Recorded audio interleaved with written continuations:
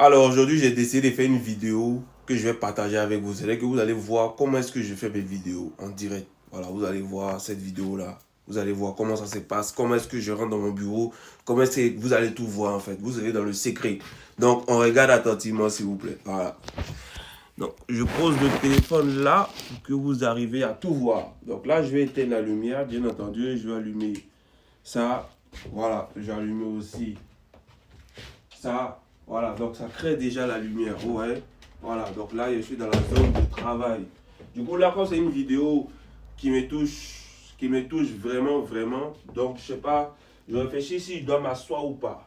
Je réfléchis, mais je sais pas trop. C'est qu'il est sûr, vous allez voir ce qui va se passer. Tout dépend de mon inspiration, en fait. Tout dépend de mon inspiration. Voilà, donc quand je suis dans cette salle, dans cette pièce, franchement, je me laisse guider. Vous allez comprendre que mes vidéos, je ne les écris pas. Elles sont dans ma tête. Je pense à. C'est-à-dire, avant de faire une vidéo, je pense à ça sur 3 jours, sur plusieurs jours en fait.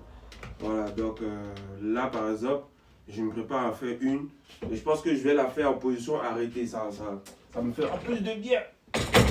Voilà, donc là je déplace la chaise. Je vais pousser ça un peu plus pour optimiser la lumière sur mon visage parce que c'est très très important. Mais tout en faiblissant la lumière en arrière. Je vais allumer encore une autre source de lumière que je vais préférer mettre ici par exemple.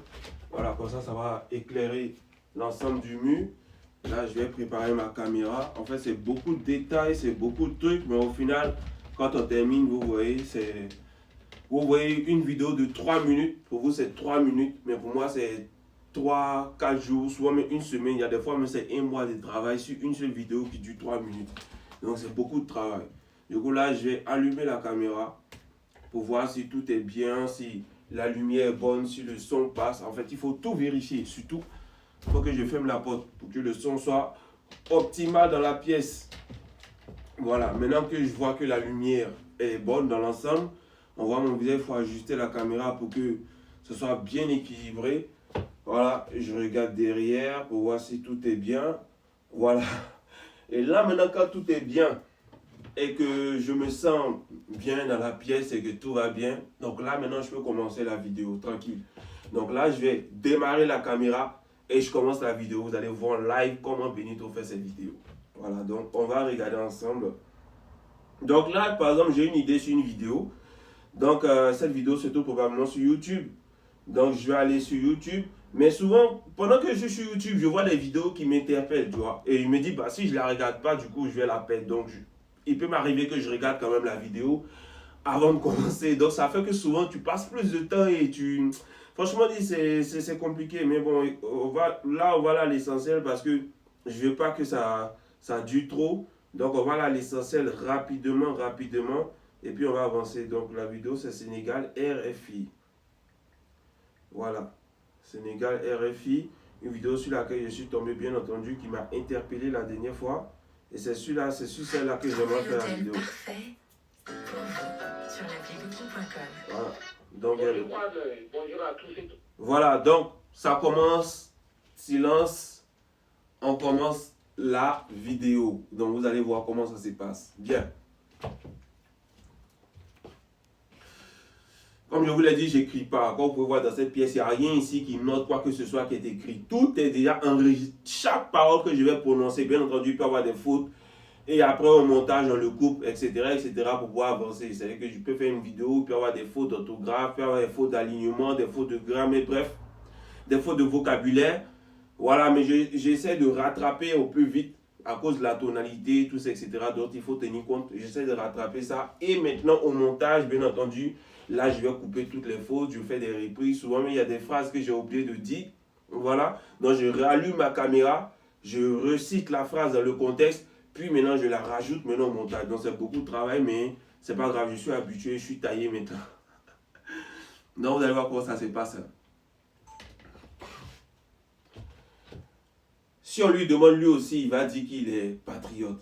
Si on demande à ce monsieur-là, il va aussi dire qu'il est patriote. Mais avant de parler de lui, j'aimerais dire merci vraiment à Ousmane Sanko et aussi à Diomaye Faye pour le travail et pour l'amour, surtout l'amour suprême qu'ils expriment pour leur pays. Écoutons attentivement cette vidéo Écoutons attentivement cette vidéo, partagez massivement, mettez les cœurs, pompez les cœurs massivement, écoutez, parce que vraiment, ce genre de type en Afrique, c'est un grave problème. Et je pense qu'en Afrique, on doit enseigner le patriotisme, le vrai patriotisme, et aussi avoir des process justes pour juger les traîtres de la nation. Parce que Macky Sall, avec tout ce qu'il a fait et tout ce qu'il fait vivre aujourd'hui au peuple sénégalais, on peut dire que c'est une haute trahison qu'il fait subir au peuple sénégalais. Mais on écoute attentivement, s'il vous plaît.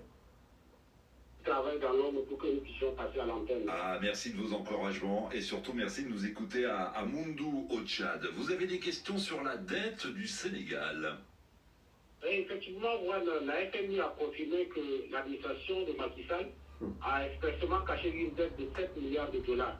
Alors, comment une dette aussi importante a-t-elle pu être cachée pendant plusieurs années sans être détectée plus tôt? Ouais. Et que risque Macky Sall après ces révélations? Ouais, vous l'avez certainement entendu hier sur RFI, le chef de mission du FMI pour le Sénégal, Edouard Gemayel, a confirmé qu'entre 2019 et 2024, une partie de la dette sénégalaise a effectivement été cachée par le gouvernement précédent. Bonjour Léa Elisabeth Sterhoff.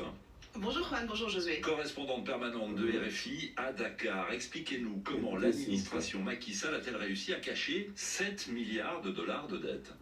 C'est pas moi qui vais pouvoir vous le dire parce que c'est toute la question et l'enjeu de la mission du FMI qui est à Dakar depuis 8 jours maintenant et qui repart ce soir, comprendre justement à quel mécanisme ont permis de dissimuler si longtemps la réalité de la dette, où sont les défaillances du côté du Sénégal, mais aussi du côté du FMI, qui n'a pas su voir ou alerter sur cette sous-estimation de la dette et du déficit budgétaire du Sénégal, alors qu'un programme de prêt est en cours depuis plusieurs années avec le FMI. Il y a clairement des mécanismes d'alerte et de contrôle qui ont manqué de part et d'autre. Parmi les choses à corriger côté sénégalais, déjà le FMI cite le fait qu'il y a plusieurs comptes du Trésor public, il faudrait qu'il n'y en ait qu'un seul. Voilà, c'est un exemple, mais il y a évidemment tout. Donc, comme vous avez pu l'entendre dans cette vidéo, ce n'est pas Macky Sall seul qui a bouffé les 7 000 milliards de dettes. Non, ce n'est pas seulement lui. Ce n'est pas possible que lui seul ait bouffé 7 000 milliards de dettes. Ce n'est pas possible. Le problème, c'est que nos institutions ne fonctionnent pas. C'est que l'Assemblée nationale qui est chargée de contrôler l'État, qui est chargée de voter les budgets, comment est-ce que ça s'est fait que l'Assemblée nationale sénégalaise n'a pas pu voir ce qui s'est passé? Où ils étaient? Qu'est-ce qu'ils étaient en train de faire? On se pose des questions. Où est passé cet argent? Et aujourd'hui, le peuple sénégalais vit dans la misère, vit dans la précarité. La vie est de plus en plus difficile pour les Sénégalais. Le président Diomaye Faye, et bien entendu avec son ami Macky Sall, avaient des projets. Ils ont même des projets de sorte à pouvoir aider les Sénégalais à améliorer leurs conditions de vie. Mais là, actuellement, tous les projets sont obligés d'être mis en stand-by le temps de pouvoir résoudre ce problème-là. Ce problème alarmant que vit la population sénégalaise. Et écoutez attentivement pour voir à quel point le FMI est méchant. À quel point la réflexion qui dit que le FMI et la Banque mondiale n'ont jamais aidé un pays africain à se développer. Écoutez, vous allez vous en rendre compte à quel point ils ont été complices du malheur qui frappe le Sénégal actuellement. On écoute s'il vous plaît. Un tas de choses techniques, de mesures techniques qui doivent être prises et identifiées. Du côté de la société civile, on évoque le fait que la loi sur la transparence doit évoluer pour imposer peut-être la publication des comptes publics en cours de mandat, ne pas attendre à chaque fois un nouveau mandat tous les 5 ans en gros pour faire cet exercice de transparence. C'est tout un travail que les nouvelles autorités vont devoir poursuivre dans les semaines et les mois qui viennent, surtout si elles veulent pouvoir de nouveau bénéficier d'un prêt du FMI. Le Fonds monétaire international en fait une condition. Il faut d'abord comprendre ce qu'il s'est passé avec ces fausses données, comment la dissimulation a pu durer si longtemps sans que personne ne s'en rende compte, et puis prendre une série de mesures correctives pour éviter qu'un tel incident ne se reproduise. Allez, Josué. Donc, vous voyez l'hypocrisie du FMI, c'est-à-dire que vous savez que ce pays-là a des aptitudes qui ne sont pas normaux. Ce pays-là a plusieurs comptes. Et vous dispatchez l'argent dans plusieurs comptes. Et maintenant, ce pays-là se rend compte, où les nouveaux dirigeants se rendent compte de la supercherie du gouvernement précédent, maintenant vous venez donner encore des conditions. Mais c'est ce que Laurent Gbagbo a subi. C'est ce que le président Laurent Gbagbo a subi. Il arrive au pouvoir, il trouve 7 000, il trouve 6 000 milliards de dettes. Il se pose la question de dire, mais qu'est-ce qui s'est passé? Comment est-ce qu'on en a pu arriver là? Alors que quand il arrive, on dit les caisses sont vides. Il est obligé de tout reprendre à zéro.